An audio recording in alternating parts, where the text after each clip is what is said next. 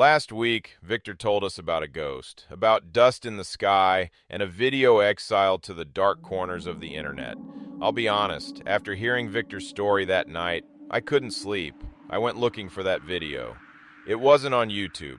It wasn't on Vimeo. I finally found it in a data dump on a Russian server with a rotating IP address. The man in the video didn't look crazy. He looked like a terrified scientist. And that fear was so palpable, I had to find him. It took 3 days. I burned through 6 different prepaid phones. And finally, on the other end of the line, we have him. Before his license was revoked, he was one of the country's top brain mapping specialists. Dr. Eris Thorne. Can you hear me? I hear you, Miles, but I have my doubts about how secure this line actually is. So let's cut the pleasantries. Did you watch the video? I did. You were talking about your neuroatmospheric particle theory. Victor called it ambrosia. Is this a drug, doctor? A drug? Cannot?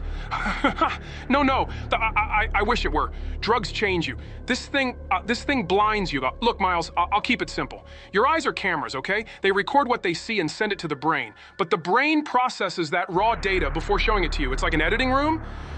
So, we don't perceive everything our eyes actually see? You perceive it, but you don't see it. That's what I explained in the video. I spent years standing in front of MRI machines. Thousands of brain scans. In all of them, without exception, there is a microscopic blemish on the occipital lobe. Medical textbooks call it a natural neural node. And move on. It's a lie. What do you think it is? I know. Last year I performed an unauthorized autopsy on a cadaver. I scraped that spot with a scalpel. You know what I found? It wasn't flesh. It wasn't nerve tissue. It was a pile of gray, crystallized dust. Wait, what exactly is the function of this dust? What is it filtering? Reality. Miles, the air outside is saturated with it. You breathe it in, it enters your bloodstream, and it sits in that editing room in your head. When your eye sees those things in the sky, the dust kicks in. It short-circuits the neurons. The brain deletes the horrific image and replaces it with a stock photo. Blue sky and white clouds. So, the blue sky is basically our brain's no-signal screen? Pang! Real bingo! Exactly. The blue sky's a lie. It's a screensaver. And we inhale this dust with every breath. The system works perfectly until... Until what?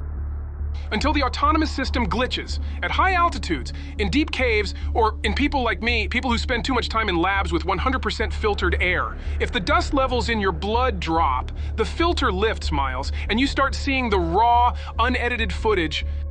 Have you seen them?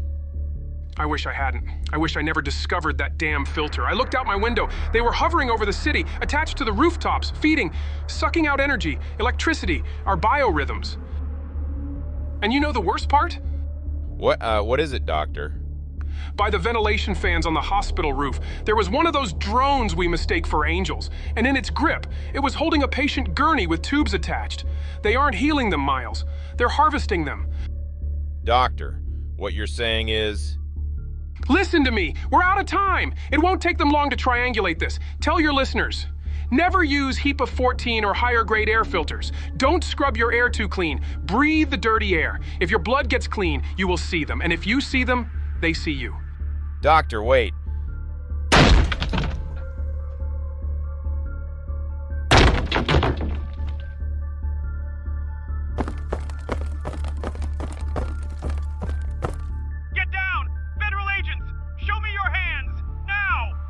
Dr. Thorne? Dr. Thorne? That wasn't a glitch. What you just heard, oh God.